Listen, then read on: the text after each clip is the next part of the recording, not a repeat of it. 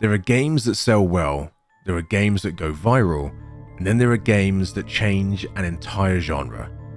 Five Nights at Freddy's didn't just popularize a new type of horror, it invented one where you couldn't fight back, one where your only weapons were awareness and panic, one that made watching a flickering hallway scarier than any shotgun or monster ever could. It began as a fluke, born from failure, ridicule, and desperation. But a decade later, Five Nights at Freddy's has become a blueprint for viral horror, for obsessive fan theory culture, for cinematic game design on a budget, and for how fear can be simple and still crawl into your bones. This is the full story of how Five Nights at Freddy's became not just a game, but a genre all of its own. The original Five Nights was built on absence. No combat, no exploration. Just you, a desk, and a ticking clock. Its genius lay in its tension economy. Every action, checking a camera, closing a door, used power. Use too much, you're defenseless. Use too little, then they get in. The world was sparse but implied something far darker. Newspaper clippings hinted at missing children. Animatronics stared into the camera like they knew you. The game weaponized your imagination. And this minimalism, both aesthetic and mechanical, was what made it go viral. Let's Players didn't just play Five Nights, they performed it. Each jump scare was a punchline, each moment of quiet dread a build-up. Markiplier's screaming face became as iconic as Freddy's. It sold millions and proved something shocking. You don't need high-fidelity graphics to make horror. You need anxiety, silence, and something waiting in the dark. Where the original was simple, Five Nights at Freddy's 2 was chaotic. No doors, no power limit, but more animatronics, more cameras, more spinning plates. You now had to wind up a music box or die to the puppet, wear a Freddy mask to fool certain enemies, watch the vents and hallway at once, fend off 10 different threats with different rules. This wasn't just a sequel, it was escalation. The game became frenetic. Paranoia replaced patience. Every second mattered, every mistake cost you. Lore-wise, Five Nights at Freddy's 2 deepened the mystery. Set as a prequel, it revealed new experiments in AI behavior, corporate negligence, and a killer whose identity remained shrouded. The 8-bit mini-games added surreal glimpses of murder, remorse, and something off, something deeply wrong. This was also where Five Nights fandom truly exploded. Matt Pat's game theory series found its muse, lore crafting became as important as gameplay, and sales, over 937,000 on Steam alone, plus millions more on mobile. Set 30 years later, Five Nights at Freddy's 3 explored the legacy of Freddy's. The tone shifted to something more melancholic. The restaurant was gone, replaced by a horror attraction that profited off its grisly history. This time, there was only one true animatronic threat, Springtrap. The others, hallucinations, phantom versions of old foes that couldn't kill, but could disable your defenses. This twist mirrored trauma, ghosts that don't hurt, but still ruin you. Mechanically, Five Nights at Freddy's introduced a systems management layer, 3 critical systems, and they would fail randomly. You had to reboot them to survive. What really stood out was the lore. Minigames showed a figure in purple, the killer being cornered by the ghosts of his victims, and when he hid inside a spring-locked suit to escape, it crushed him. Five Nights at Freddy's 3 was about consequences, the sins of the past finally catching up. It sold fewer copies, 386,000 on Steam, but it felt important. The saga now had a villain, a face. With Five Nights at Freddy's 4, everything changed. No more offices, no more cameras, no more systems. Just a bedroom, a child, and the dark. You had to listen, really listen, for breathing at your door.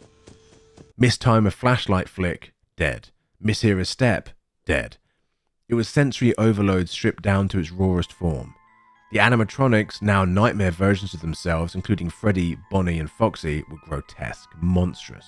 Not machines, but manifestations of fear. It was as if the series crawled into a child's imagination and then never came out. This was the first game where trauma became text. The child you play, known only as the crying child, is tormented by his brother, haunted by Freddy dolls, and ultimately dies on his birthday, bitten by an animatronic. The infamous bite of 83. The fan base became obsessed, timelines fractured. Was this a memory, a dream, purgatory?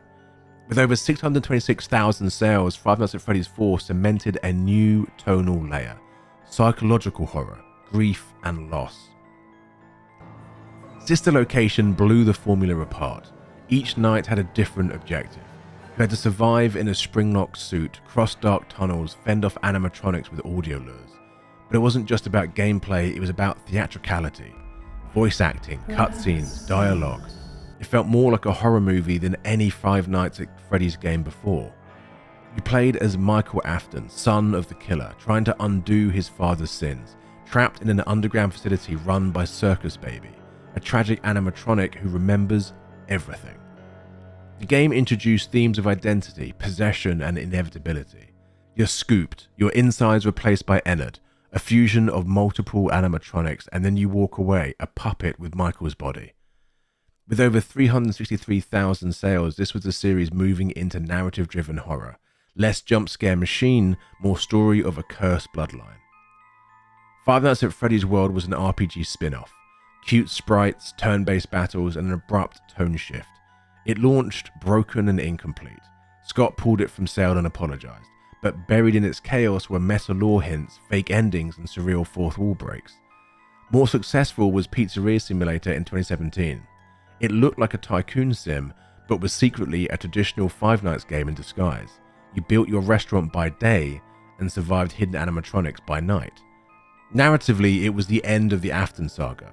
Michael, now fully aware of what his father had done, sets the whole building ablaze, trapping Springtrap, the haunted animatronics, and himself inside. It was closure. It felt like closure, but the story was not done. Help Wanted was part remake, part retelling, a VR game that recreated Five Nights at Freddy's 1 to 4 in a horrifying 3D space, but also layered a new story, that the games themselves were corporate cover-ups, that playing them let something escape. That something was Glitchtrap, William Afton's soul digitized and corrupting the code itself. It was the beginning of meta-horror, games that knew they were haunted, games that rewrote their own history. Mechanically, VR changed everything. Now you were in the room. You had to physically close doors, fix wires, reach out and reset systems. This brought in a new wave of players. Horror felt intimate again. Help Wanted sold strongly, 336,000 copies, and it became a bridge to a new format. Security Breach was the boldest shift yet. An open world mall, no night-to-night structure, no cameras, mostly. You played as Gregory, a child trapped in a haunted mega mall, aided by glam rock Freddy, an animatronic who wants to protect you. This game introduced daycare horror, stealth mechanics, boss fights, and multiple endings. Critics were mixed. It was buggy, unpolished, but it had ambition.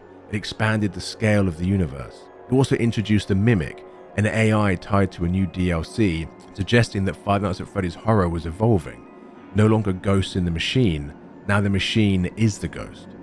And at its core, it asked the same question: what is Freddy Fazbear's Pizza hiding? 2023 Five Nights film was a surprise hit. Despite mixed reviews, it made nearly $297 million off of a $20 million budget, Blumhouse's biggest film to date. It distilled the series' spirit, trauma, legacy, and corporate denial. The suits looked real, the atmosphere was thick, and with the sequel already filming for December 2025, the future of Five Nights isn't just digital, it's now cinematic. And here's the thing, Five Nights at Freddy's didn't just create a franchise, it created a subgenre.